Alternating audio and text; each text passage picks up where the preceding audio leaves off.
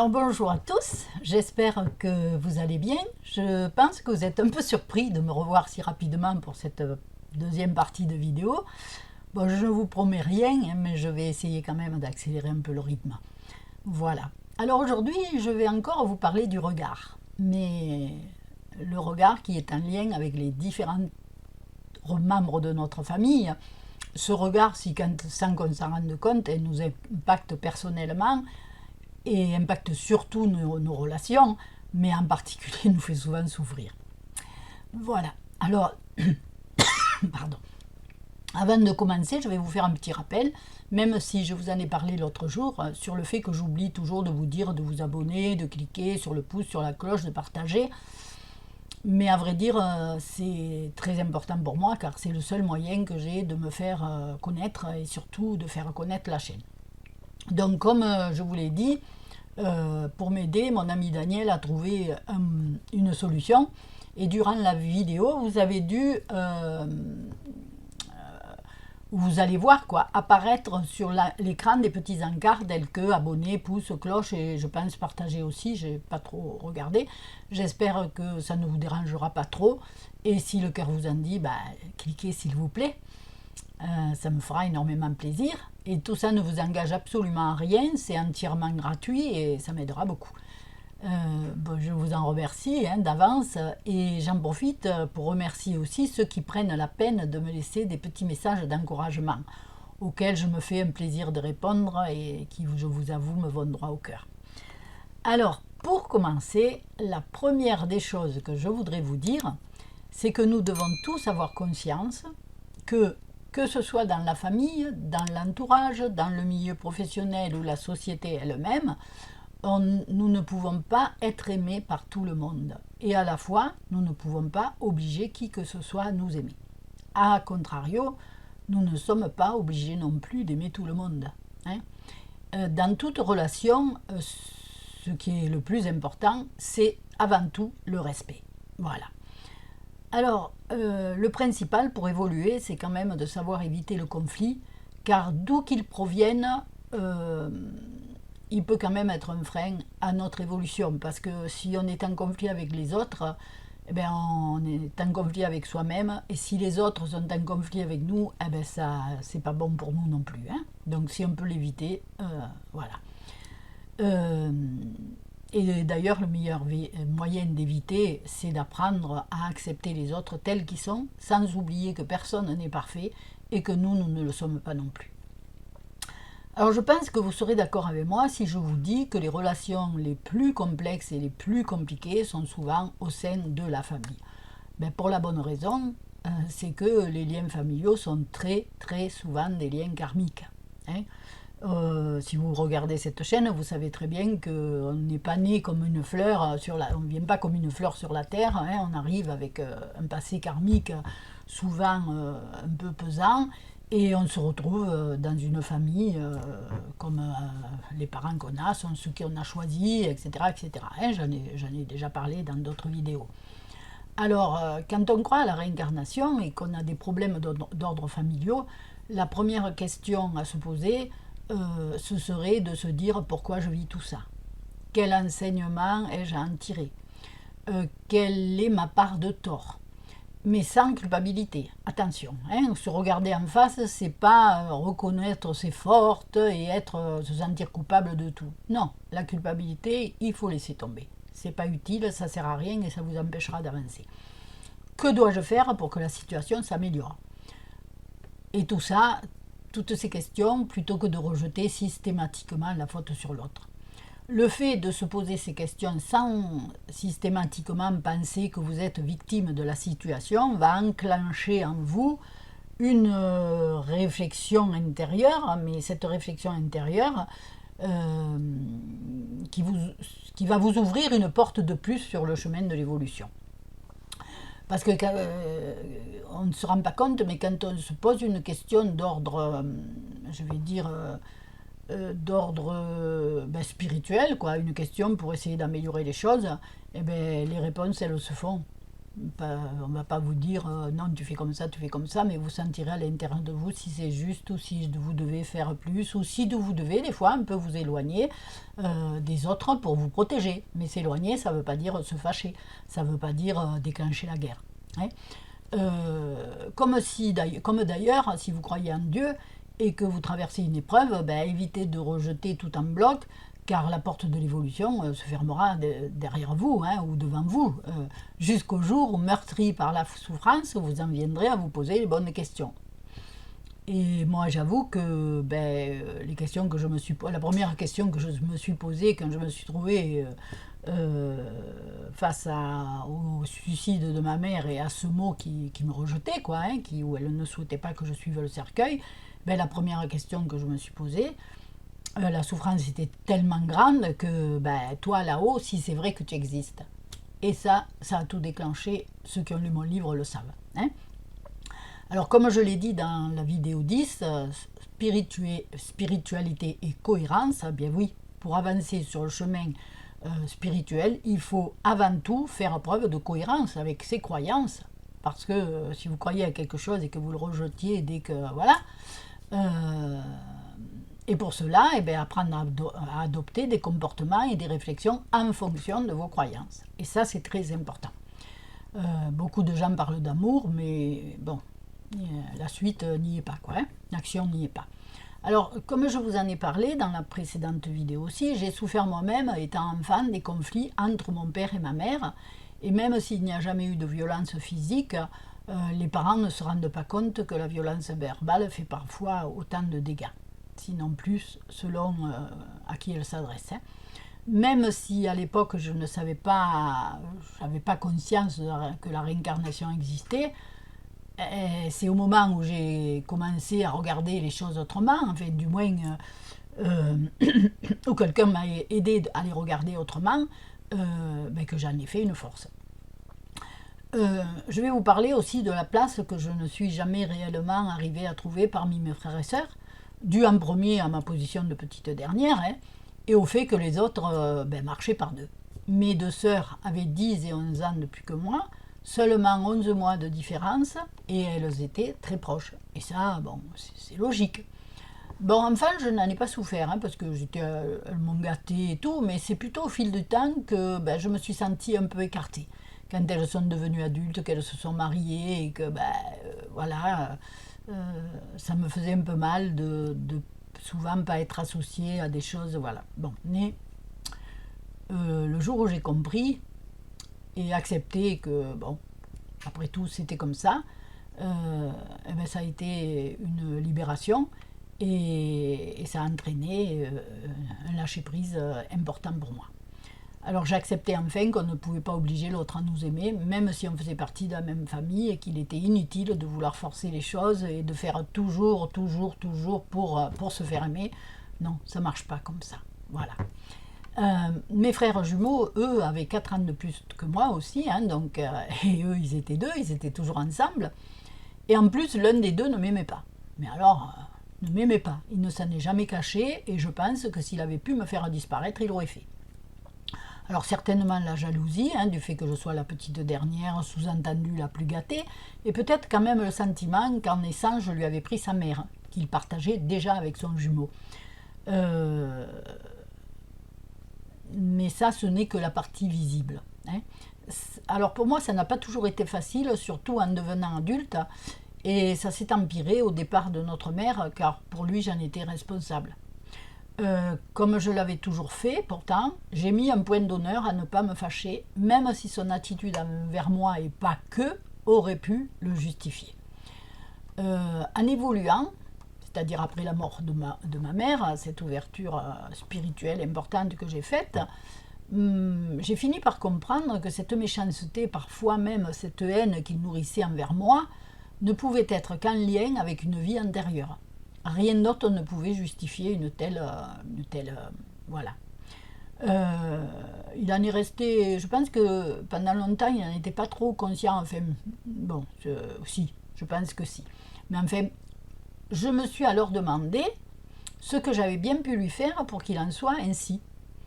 Ce qui au final m'a conduit à regarder les choses différemment et à ne plus le voir comme le seul coupable finalement.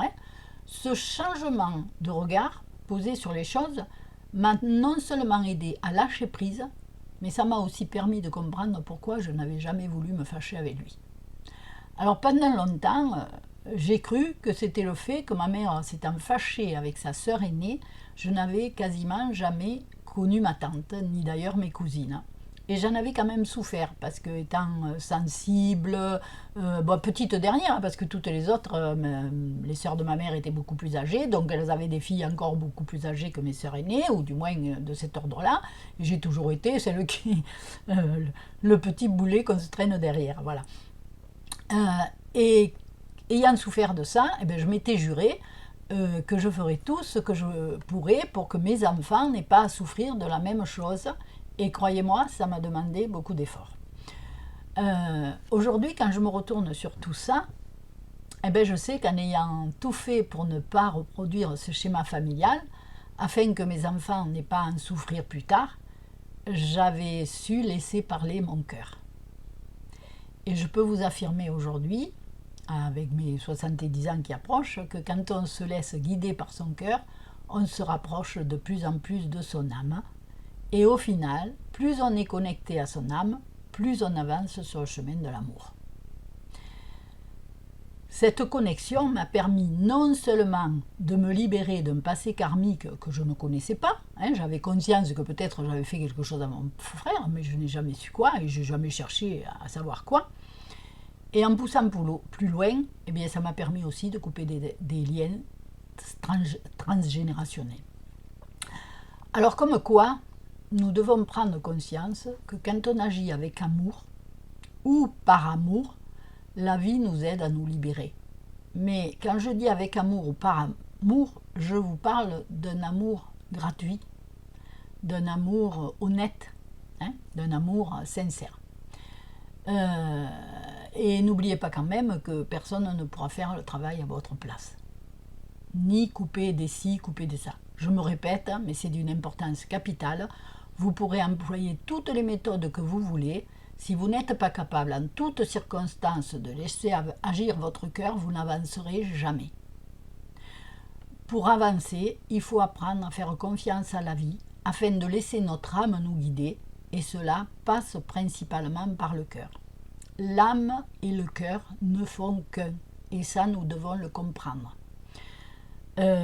J'ai été choquée, mais vraiment choquée, quand une personne qui avait eu un passé très douloureux m'a dit que sa psy lui avait dit que pour s'en sortir, il fallait qu'elle se mette en situation de couper la tête à sa mère. Bonjour. Bonjour l'évolution spirituelle des psys. Alors franchement, c'est pas du tout comme ça qu'on résout les problèmes et c'est pas du tout comme ça qu'on se coupe de souffrances du passé. Bien au contraire. Il faut se dire que chaque pensée d'amour, chaque geste d'amour, chaque parole d'amour, chaque action d'amour honnête et sincère vous relie à votre âme. Et c'est ce qui vous permet de faire un pas après l'autre sur le chemin. Et quand on a vécu des choses très difficiles dans sa famille, on peut s'en éloigner, mais de là à avoir ce genre de pensée et d'attitude, croyez-moi, c'est pas la bonne direction. Alors cependant, pour en arriver à une telle connexion, il ne faut pas se contenter de croire, il faut mettre en action. Si vous croyez au divin, à la réincarnation, à la vie après la mort, et à tout ce qui vous relie à l'au-delà, vous devez intégrer le fait que tout ce que vous vivez est pour enrichir et renforcer votre évolution. Ce n'est pas pour déclencher la guerre. Alors au final, quoi qu'il se passe dans notre vie, est là pour faire réfléchir, avancer sur le chemin de notre évolution. Quoi qu'il se passe dans notre vie est là pour nous faire réfléchir, avancer et progresser sur le chemin de notre évolution.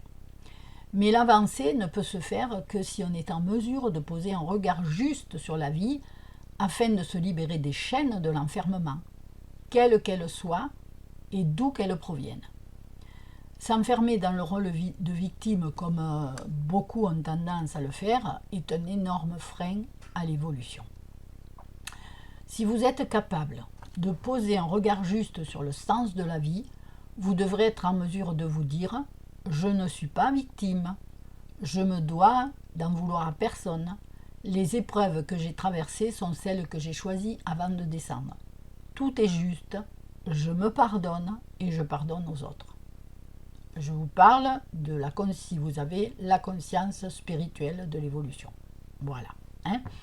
Notre évolution dépend du regard que nous sommes en mesure de poser sur la vie, sur la nôtre et celle des autres, et du lâcher-prise que nous sommes prêts à accepter de faire pour avancer. Un regard soutenu par l'amour est obligatoirement juste. Il nous pousse à adopter une attitude positive face aux événements que nous avons à traverser ou que nous avons traversés, ainsi que face aux personnes qui nous entourent, et c'est ce regard qui fera toute la différence. N'oubliez jamais que c'est l'amour, et uniquement l'amour, qui vous conduira à la paix et à l'évolution. Il n'y a rien d'autre. Dites-vous que la gentillesse, même envers quelqu'un qui vous fait du mal, ne doit pas être confondue avec la faiblesse, bien au contraire. Je n'ai jamais eu le sentiment d'être faible face à mon frère, pourtant je vous assure que j'en ai encaissé. Il n'y a rien dans mon livre, c'était pas un règlement de compte, mais j'en ai encaissé. Et ça m'a demandé beaucoup de force et d'effort, et certainement d'amour pour résister. Alors, comme d'ailleurs, ne vous dites pas que le pardon ne doit pas être confondu avec dites-vous que le pardon ne doit pas être confondu avec le consentement. Pardonner, ce n'est pas réouvrir sa porte, c'est surtout n'avoir aucune colère, aucun ressentiment, aucun désir de vengeance envers la personne qui nous a fait du mal. Et c'est même être en mesure à lui souhaiter du bien. Voilà. Par notre propre évolution, il est absolument nécessaire pour notre propre évolution, il est absolument nécessaire de comprendre que la colère, le ressentiment, le désir de vengeance ne mènent ni au bonheur ni à l'évolution. Et pour imager donc ce que je viens de vous dire, comme je le fais toujours, je vais vous parler d'un cas de mes patientes, d'une de mes patientes qu'on appellera Hélène, avec son consentement bien sûr. Allez, après avoir lu mes 2 livres, Hélène a éprouvé le besoin de me rencontrer. Elle m'a informé qu'elle avait déjà entamé un travail sur elle, qu'elle avait avancé, mais qu'en lisant mes livres, elle avait bien compris qu'elle était loin d'être arrivée au bout. Alors, bien sûr, je lui ai gentiment rappelé, comme je le fais toujours, que tant que nous sommes incarnés sur Terre, c'est que nous avons encore du chemin à faire. Nous avons un peu discuté et elle m'a demandé si je pouvais l'aider à évoluer spirituellement. Bon, c'est quand même mon rôle aujourd'hui, en toute humilité, c'est aider les gens qui se posent des questions sur certaines choses ou sur certains problèmes qu'ils ont dans la vie, à y poser un regard différent. S'ils entendent ce que je leur dis, s'ils le trouvent juste et qu'ils font les efforts, eh bien il se passe des choses étonnantes. Alors, nous avons convenu d'un rendez-vous sur Skype et comme je le fais chaque fois, je lui ai demandé de me faire parvenir une photo pour que je puisse lui faire un soin à la fin de l'échange, puisque je suis ce qu'on appelle un canal. Au premier rendez-vous, j'ai demandé à Hélène de me parler un peu de sa vie, c'est pareil, ça je le fais chaque fois. Alors elle m'a raconté qu'elle était l'aînée d'une fratrie de 3 enfants, elle avait 2 frères, l'un avait 3 ans de plus qu'elle et l'autre 9. De moins qu'elle et l'autre 9. Elle me fit part de quelques-unes de ses joies, mais elle m'a surtout parlé de ses souffrances et de ses peines, c'est ce qu'on fait quand on vient chez moi. Sa vie d'adulte n'était pas non plus un long fleuve tranquille, et malgré le temps passé, parce qu'Hélène avait quand même est un petit peu plus jeune que moi, mais pas énormément, malgré le temps passé, elle portait encore des stigmates qui la faisaient souffrir. Au bout d'un moment, la conversation a basculé sur les fêtes de Noël auxquelles elle ne souhaitait pas participer. Je sentais derrière ça une intention de punir certains membres de sa famille, enfin comme un désir de vengeance dont elle n'était certainement pas consciente, et peut-être, hein, bien sûr, et qui pour moi était quelque chose qu'elle avait à dépasser. Quand je lui ai demandé pourquoi elle ne souhaitait pas participer, elle m'a avoué ses rancœurs, ses colères, les jalousies et les injustices dont elle avait été victime, ou du moins dont elle se sentait victime de la part de certains membres de la famille.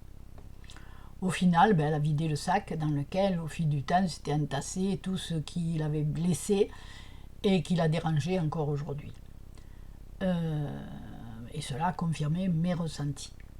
Alors, après l'avoir patiemment écouté, je me souviens de lui avoir dit « Mais si je comprends bien, à cause du mal dont vous estimez avoir été victime, vous allez priver vos petites filles et votre fille de votre présence le jour de Noël, elles qui n'y sont pour rien. » Il y a eu un gros blanc. Et quand soudain elle m'a dit « Effectivement, je n'avais pas vu les choses sous cet angle. » À peine eut-elle prononcé ces paroles, j'ai senti que quelque chose d'inexplicable se passait. Le silence s'est installé entre nous. C'était comme si le temps était suspendu. Et une énergie très douce qui nous reliait. C'était particulièrement agréable. Et j'ai attendu qu'Hélène reprenne la parole quand elle m'a dit « Waouh, c'est bizarre. C'est comme si vos paroles avaient déclenché quelque chose en moi. » J'ai eu le sentiment qu'une porte s'ouvrait et soudain je me suis libérée comme si une plaie se refermait. Puis j'ai ressenti une sorte d'éveil de conscience, de retournement.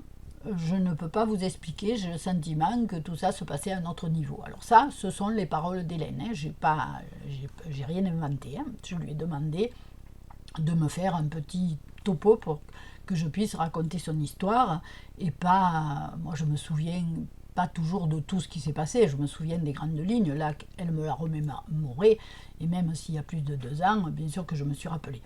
Alors nous avons encore pas mal échangé et au moment opportun je lui avais fait un soin sur photo et quand on s'est quitté, elle m'a dit se sentir en paix, être habitée par un sentiment d'amour pour elle et pour sa famille, en rajoutant qu'elle se sentait toute bizarre, bien sûr. Alors, Hélène a souhaité qu'on se revoie et au rendez-vous suivant, elle m'a avoué avoir décidé d'assister au repas de Noël. À la suite de quoi, elle m'a appelé pour me remercier, me dire que tout s'était merveilleusement passé. Donc, Hélène avait fait un pas en avant par amour, hein, pour sa fille et ses petites filles. Et dans la mesure où ce pas d'amour a été fait, eh bien, le fil de la pelote a recommencé à circuler. Et petit à petit, les choses ont beaucoup changé. Alors, nous avons fait quand même quelques consultations supplémentaires pour affiner cette grande métamorphose, hein, quand même, qui s'était amorcée, parce que pour elle, c'était vraiment, ça a été une étape très très importante de sa vie. Et comme elle me dit, c'est le moment où elle a le plus avancé. Alors parce que de loin en loin, elle me téléphone et au début, elle m'a raconté que ses relations familiales n'avaient plus rien à voir avec celles d'avant et même que dans son travail, la différence était quand même incroyable. Mais au final, ce ne sont pas les autres qui ont changé. C'est Hélène qui, en acceptant de poser un regard juste sur les choses, s'est libérée de son passé. Ce qui au final lui a permis d'apprendre à regarder les personnes qui l'entouraient avec les yeux du cœur et ne plus penser au premier abord que c'était l'autre le coupable. Au final, percevoir la réalité différemment a modifié son rayonnement. Et voilà pourquoi, quand on fait un travail important de métamorphose intérieure, eh bien, les relations se peaufinent, la paix s'installe, les choses changent, mais pas que comment dire, pas que pour nous, quoi. Enfin, si, pour nous, bien sûr, mais non, en effet d'énergie, hein, c'est un peu difficile à vous expliquer ça.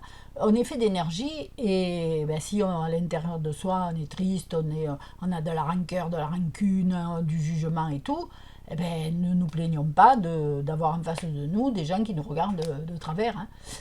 Si par contre, à l'intérieur de vous, vous êtes complètement en paix et vous êtes en empathie ou